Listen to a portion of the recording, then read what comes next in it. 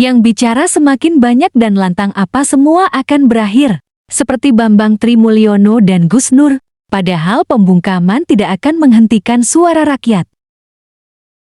Pun punya palsu. Dan ini bukan masalah sulit untuk dibuktikan. Asal aparat mau jujur. Dan punya malu. Dan punya malu. Ya, dan punya malu. Dan pada kesempatan ini saya katakan kepada aparat yang menyusun dalam hari ini Polri, cobalah kau jujur. Cobalah kau hidupkan lagi rasa malu. Suruh ngusut gini aja nggak bisa. Untuk apa sekolah tinggi-tinggi dari Akademi Kepolisian, PTIK sampai ke Sespati dan segala macam. Nggak ada gunanya itu. Ini tinggal panggil Jokowi, mana ijazahmu? Tuntas. Dan aparat polisi ini punya kekuatan, punya organisasi, punya ilmu cukup.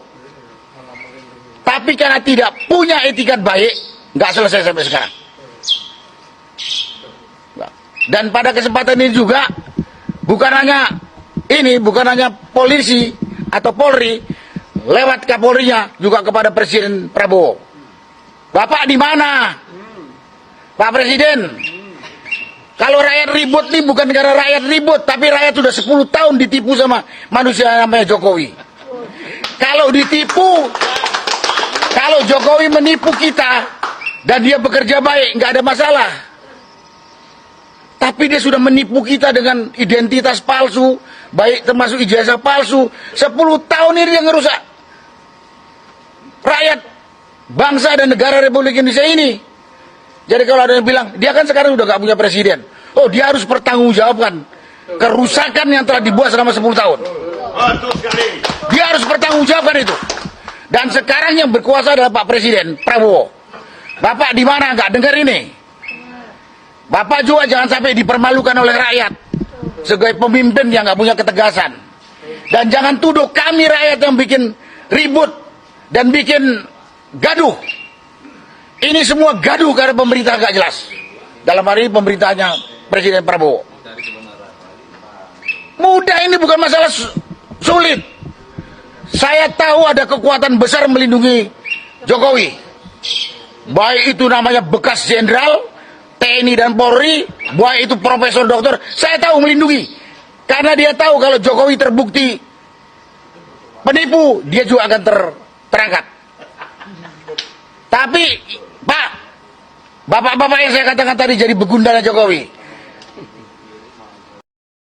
Mas Jan, kalau ijazah waktu itu harganya antara 8 juta sampai 11 juta lah. Kalau Di Pasar Pramuka itu? Pasar Pramuka. Semua yang ada di Pasar Pramuka melakukan kegiatan dokumen palsu. Semua. Partai politik tertentu, ya kan, atau politisi, atau kepentingan hukum tertentu. Karena saya yakin di sini kayaknya nggak ada hukum. Di sini maksudnya mana, Pak? Di negara ini nggak ada hukum gitu. Jadi begini. Hukum ada dong, Pak, kan undang-undang. Ada. Tinggal bagaimana pelaksanaannya. Nah, iya itu dia. Ada tapi nggak ada. Oke. Ada Makanya jadi ribut begini gitu loh. Jadi kalau saya mau dilaporkan, laporkannya dulu sebelum saya ngomong nih ya. Kan? Jadi saya ingin menjelaskan apa yang disampaikan Pak Betor. Awalnya saya tidak terlalu tertarik dengan masalah ijazah ini, tapi ketika Pak Betor mengatakan bahwa ini diselesaikan di Pasar Pramuka, ya, kemudian saya teringat pada masa lalu. Dulu waktu saya masih jadi mata-mata, saya juga menikmati produk-produk Pasar Pramuka. Contoh seperti misalnya saya harus masuk ke tempat tertentu, saya harus gunakan ID card, saya bikin di situ. Jadi saya tahu persis. ID card apa aja tuh ya? Mau jadi wartawan, Pak? Jadi wartawan? Apa aja. Kita ada kegiatan tertentu misalnya kan. Kita masuk harus pakai ID card, kita buat ID card di situ. Oke. Bahkan saya pernah lihat di depan mata kepala saya, visa Amerika dibuat. Dan lolos. Dan lolos? Lolos. Sampai Amerika? Iya, saya ada orang masih. Oke. Masih ada. Kalau ijazah waktu itu harganya antara 8 juta sampai 11 juta lah. Kalau Di Pasar Pramuka itu? Pasar Pramuka. Semua yang ada di Pasar Pramuka melakukan kegiatan dokumen palsu. Semua. Sampai tahun berapa itu, Pak? Ya, Sampai tahun kebakaran. Sampai kebakaran, oke. Sampai kebakaran gitu loh. Jadi ketika Pak Betor bicara soal Pasar Pramuka, jadi saya teringat masa lalu. Kemudian Ya. saya langsung mendatangi teman-teman dulu ya, yang ada di Pasar Pramuka. Dan ternyata muncul nama Pak Paiman. Dia punya kios di situ, pertama di depan, kemudian pindah ke belakang. Dan itu diakui sama beberapa orang yang ada di situ, bahwa itu sampai tahun 2017. Nah, saya memberi apresiasi yang tinggi kepada Pak Paiman setelah dia mengakui bahwa iya, dia punya kios di sana. Cuman yang jadi masalah buat saya, ya ketika timeline itu dibatasi sampai 2002. Saya masih punya bukti, Pak Paiman masih ada di sana sampai 2010 masih. Anda punya bukti? Iya, ada. Di sana tuh maksudnya dia pegang toko, apa namanya? Dia punya toko, punya kios. Semua namanya kiosnya sama Pak, kios pencetakan dan penjilitan skripsi. 2010, Mas Roy, dari 2010 berarti? Ya, artinya begini, sampai 2017 masih di sana gitu loh ya. Cuman ada bukti-bukti untuk yang menyatakan bahwa Pak Paiman 2010 juga masih di sana gitu loh Pak. Paham apa maksud saya Pak? Iya, iya. Nah, kemudian yang jadi masalah ketika Pak Paiman menyatakan bahwa dia sampai 2002 di sana. Ini kan tentunya kan ada sesuatu nih, ya kan? Mengaku ke Mas Roy sampai 2002, betul ya? Nah, itu saya dibuat cuma sampai 2002.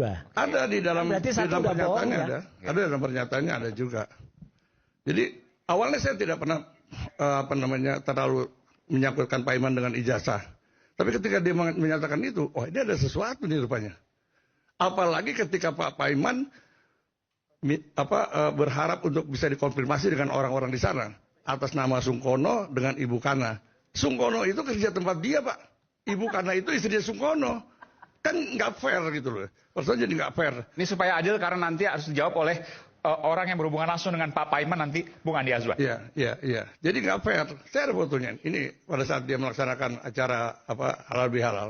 Saya udah kirim ke Ainus, bisa tampilin nggak? Ini ada namanya Sungkono, ada Halal namanya Ibu bihalal. Kana. Halal bihalal, boleh nanti Ya. tampilkan ya? Ada Minta produser tampilkan. Itu yang saya Prof Paiman itu sekali lagi ya nggak benar lah atau bohong kalau dia nggak pernah kontak dengan orang-orang sana lagi. Ini foto ini Mei 2025 Mas. Halal bihalal siapa ini? Paiman, Dengan? Prof Paiman dengan orang-orang di Oh ini. Pasar Pramuka. Nah itu. Oke, ini tahun 1 Mei 2025. 2025 tuh. Oke, iya. Lanjut Pak Lazari. ya yang membuat saya akhirnya menaruh kecurigaan ya dengan pernyataan-pernyataan Pak Paiman. Ini Pak Paiman yang tengah ya? Yang atas. Oke. Ya, yang tengah itu Pak. Iya, iya. Oke. Nah, atas dasar investigasi dan kemudian verifikasi silang saya di sana, ya kan, menyatakan bahwa Pak Paiman ada yang tidak terbuka dari diri Pak Paiman mengenai keberadaan dia di sana gitu loh Pak. Ini yang membuat saya keberatan gitu loh. Kenapa Pak Paiman harus menutupi gitu ya batas waktu dia ada di sana? Gitu. Apakah ada kaitan dengan 2012 yang diduga terjadi pencetakan ijazah palsu? Gitu loh. Jadi kalau soal dokumen palsu Pak 99% mirip di sana. Saya bisa buktikan. Apapun itu? Iya. Termasuk ijazah? Iya. Bahkan visa Amerika tadi Anda katakan Kalau bisa KTP tembus aja ke Pak, Amerika. KTP orang Cina dibikin di sana 50.000 cuma. Visa Amerika Anda bisa pastikan Iya. itu tembus. Yang bikin saya masih ada sekarang, masih ada. Tahun berapa itu? Apa? Masih ingat Pak tahun berapa? Ya waktu itu saya lupa tahun. Tapi orang yang bikin masih ada dan saya lihat. Visa Amerika? Iya. Luar biasa.